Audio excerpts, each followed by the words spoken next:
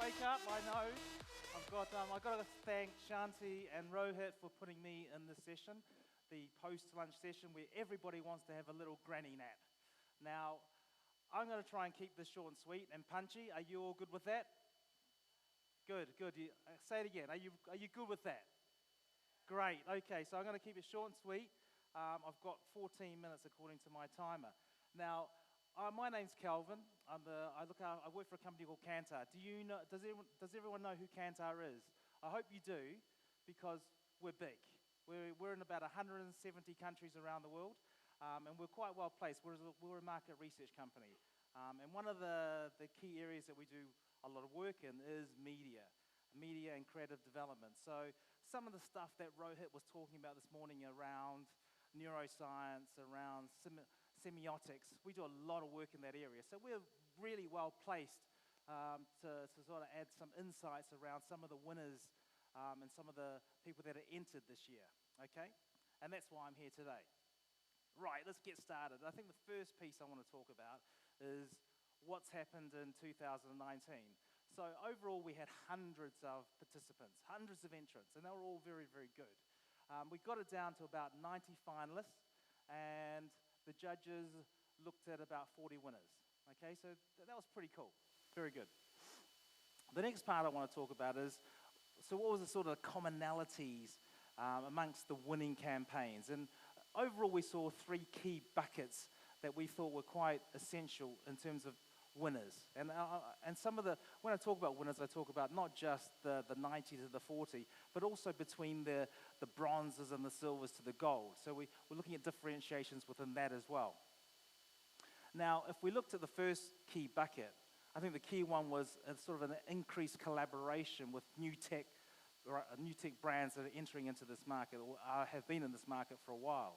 If we look at this, and this is a little bit of a complicated chart, but if we look at 18 versus 19, there's a little bit of a big difference. And I think the one that stands out for me is this year, about a third of the winners are new tech, okay? Which is interesting in itself.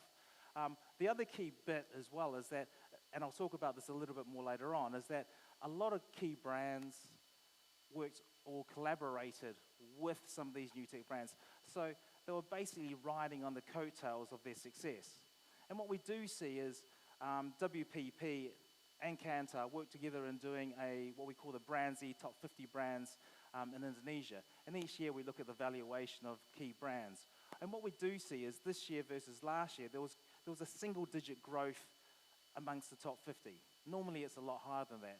But one of the key things that really stood out for us was that about, if you just looked at the tech-enabled brands, that was about 180% growth year on year. So they're the real driving force behind some of the growth in Indonesia at the moment. And it's not that surprising then that brand owners like yourself are jumping on their coattails, jumping on their success. And to be honest, I see that continuing year on year, or the next couple of years, I should say. Point two, the next key bucket is increasing relevance through more sophisticated targeting. And I think that's pretty obvious. One of the key things that we did see, and when I started working with MMAs, that was 4 or 5 years ago, I often saw people just shotgun messages through mobile. Lots of donuts coming my way, whatever it is. But in today's world, all of the brands, all of the winners, we're looking at some sort of demographic targeting. So to win, that's your cost of entry. You have to target demographics. But this year we went beyond that. We took it another step. Okay, we also started looking at interests. We started looking at moments, and we started getting even micro moments. And the reason why we're doing this, I believe, is that we're trying to become a lot more meaningful, a lot more relevant to our consumers. And when we think about those interests, and we look at those winning campaigns again, and we look at that targeting, what we did see is that people looked at interests. I'm into sports, so you're targeting me with running shoes. That was one thing, and almost everyone's doing that. The next level was that moments-led growth as well. And when we see moments, we see people targeting around elections, around Asia Games, around Mum and Dad's Day, around Ramadan, around daily routines. And it's not just blasting out when the Asian Games is on, because that's pretty boring. And and not that relevant. But it was certain moments when people were doing things, certain moments when during the election, certain moments during Ramadan. And it was about that micro-targeting. And it's at that decision-making time when you're interested in something very, very much that you get a message on your mobile. Okay, and that was really important. And it was the key brands that really won was a combination of demographics, interests, moments that made it really meaningful and really relevant for the consumer. Okay, and that's where the true gold was. That was the ones that really won out. The third piece we want to look at about is the third bucket was it was about taking mobile campaigns to another level. Okay, and there was two ways that people did this. One was, as you can see, an integrated channel and customization content, and the B was co-creation, so involving the power of many. Okay, these were two key areas which I'll talk about next. If we look at the first one, the A, which is integrated channel and customized content, there's a couple of things I want to talk about, so bear with me for a minute. So if I look at some of the work that we've done, we've got a solution, and we've done hundreds of these in Indonesia, where we look at what we call cross-media. And cross-media is where we look at lots of different media. So if you've got a campaign, you might be on TV, you might be out of home, you might be on radio, digital. We measure the return on investment based on that spend that you do on those campaigns. Okay, so we build around that. And what we do see is that we sort of bucket it into three groups. The first group being a not well integrated campaign. And when I say a not well integrated campaign, it's like you have a separate person looking after out of home, a separate person looking after TV, a separate person looking after your online content, a separate person doing this. And they don't really talk to each other. Okay, that's non-integrated. That's where you're just blasting out a certain message to anyone and you don't really care what everyone else is doing. So that's not well integrated. And what we do see with not well integrated is you do get a lift. You know, obviously you're advertising, you're doing something. So we saw about a 4% lift in some sort of metric. And that metric could be awareness, it could be purchase intent, it could be some other behavioral metric. So we saw a little bit of a lift. The second component are campaigns that are integrated but not customized. Okay, so you think about that. So you're doing different media, but it's not customized. So it's sort of integrated. It's sort of like it's sort of like doing a billboard ad, cutting that and putting it onto a newspaper. It's about either getting a TV commercial that you've got, cutting and pasting that and putting it on YouTube. That's what I call not particularly integrated. It's pretty lazy, let's be honest. But with integrated, not customized, we still saw a pretty good uplift of about 16%. So a lot more than not well integrated. But the key part that we saw, which was exciting, is when you integrated and when you customized, that's where there was a lot more success, a lot more. Okay, about 25% uplift on behavioral metrics, which was pretty big for us. Okay, and when we say integrated and customized, we're saying you're doing something bespoke. Okay, so if you've got something on YouTube, you're doing something designed for YouTube. If you're doing it on Facebook, it's something designed for Facebook. Okay, and that's where it's a lot more meaningful, and you're designing something very, very specific. But there's integration. So you're using some of the same symbols, some of the same messages, some of the same interesting things that you want to say in your campaign. And that's when you get that big uplift. Now, for this year and the winners, we did see a lot of people integrating, but not customizing. We do see some people that were customizing, but not integrating.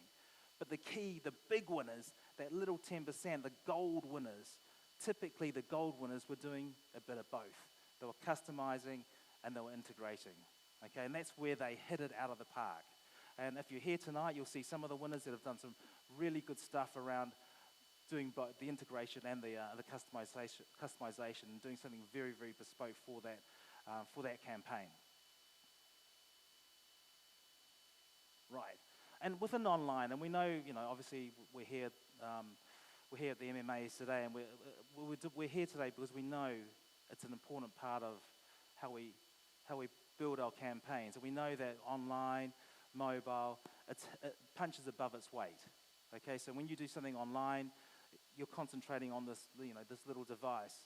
Okay, we know that it generates more awareness. We know it generates more behavior change. Okay, so that's really important. So winning campaigns are using this. This is not a phone, I know, but they're using their phone and they're creating buzz, okay, and they're using social media, but they're also they're trying to amplify that. And some of the winning campaigns amplified using these new age publishers as well. So combining, and again, talking to you about before, riding on the coattails of success. So these brands are very successful.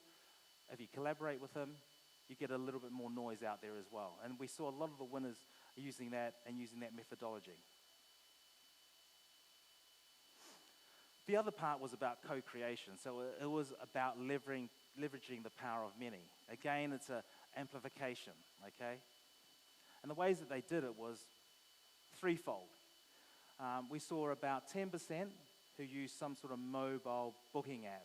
And the reason why they did it was, as it says here, we're trying to close the gap for customers, from that point of purchase. So we're trying to make it a full circle so you can instantly purchase. Okay, so a lot of use that mobile book. 10% used that mobile booking app. Another 28% used influencers. Okay, and I know someone talked about influencers this morning, and people says, well, you're not buying really from an influencer. But what's important from influencers is that you build that trust. And we all know that if you are trustworthy and if you're reliable, you can build that through an influencer. If you like someone on whatever it may be, Instagram, and you're following them, and they talk about a brand, there is a level of trust that you're building there, and that's very, very important. So we saw about 30% using influencers. We also saw about 25% using some sort of co-creation or audience creation tool, whether it be some sort of gamification or whatever it may be. If you can build on that, you can build some sort of virality. Okay? And that virality is also really, really good too, because that's basically free marketing for you. But we also saw a lot of the winners using that method of co-creation, using the consumer to help build and live on their stories of their campaigns. Not much long to go, don't worry.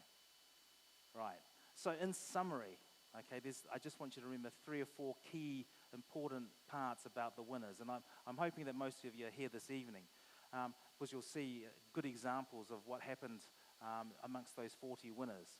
But the first thing is increasing that collaboration. I go on about this a lot, but it is about success breeds success. We know that these new tech industries there's a lot of success there, there's a lot of growth there, and we don't see that changing. I think in 2020, we're going to see a lot more of that growth and a lot more brands partnering and collaborating. Number 2, interest and moments-based targeting, okay? A lot of you are doing this already. This is not rocket science here. We see demographic targeting. Everyone's doing it. I think what we're going to see next year is going to be, we're going to build personas. We're going to have more segments. We're going to do more micro-targeting. We're going to do more micro-moments. That's where there is gold, because if you can be relevant and meaningful at the right time, the perfect time, that's where people will be more interested in you, or will be better with you. The third point, integrated media channels.